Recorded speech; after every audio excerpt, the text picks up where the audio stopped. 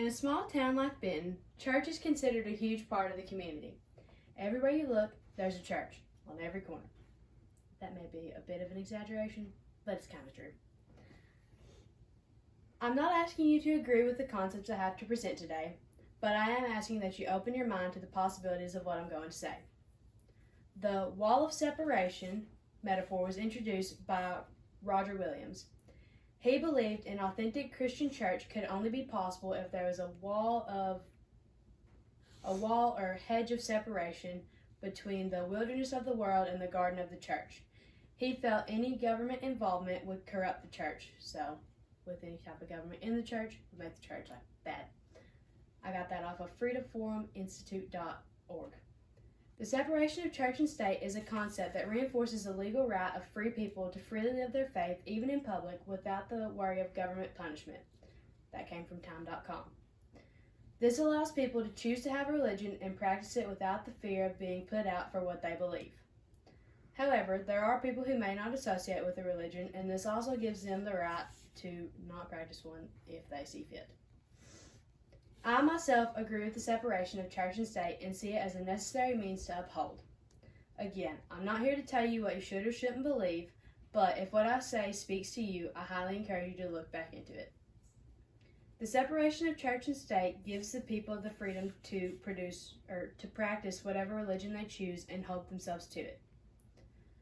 As fair as it is to give people the right to their religion, as I mentioned before, this also gives the people the right to not practice one.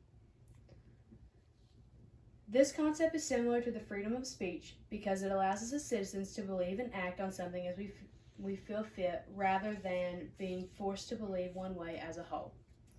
So if we wanted to, in other countries, there's people who have a certain religion and the government is set in a one way and they have to practice it without the government knowing. They could be exiled or thrown out or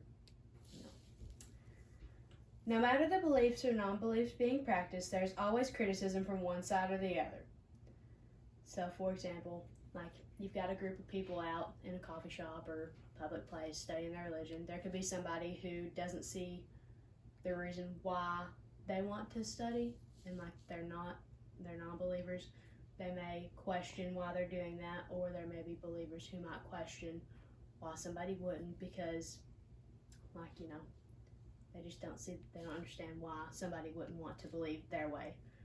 And that's where the separation I feel like it's kind of mixed up because it's if we did have it, since we do have it, people don't have to believe the same. But if we didn't have it, we would have one set way and people would still butt heads either way.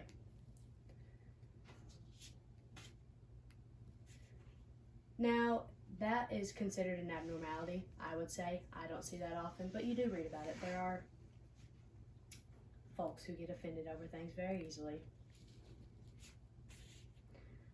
To most, this doesn't seem like a huge deal, but most people take their religion, or lack of, extremely serious. The Constitution itself does not have a clear statement of whether or not there is a separation of church and state, but it is stated in the First Amendment that Congress shall make no law respecting an establishment of religion or prohibiting the free exercise thereof. That came from teachinghistory.org. A free exercise means you may have a faith and you may live it. So, like I've already said, you can pick what you want to believe in. You can do it. You can practice it without anyone telling you different. The importance of this notion is that it gives people the right to be their own person, without having to involve the state in their beliefs and not having to be told as a whole what is right and what is wrong. The government and officials of the sorts already control so much of what we do and how we do it, so being able to choose how you believe is an aid to shape you as a person, to make you who you are and make you part of the society that we live in. Many people are already influenced by their family, friends, the places they live, and the cultures they grow up in. Dealing with the state can be a pain, so being able to freely practice what you want brings peace to the people. There are plenty of valid questions and responses to whether or not the separation is needed. As I've explained already, without this concept, the world would run rampant. Citizens would be forced to act like people in these poor third world countries, hiding to believe as they please. Based off the world we live in, we need a stone set around the separation of church and state. I don't ask you to believe like I do, but I do ask that you consider the information I have put forth today. Thank you.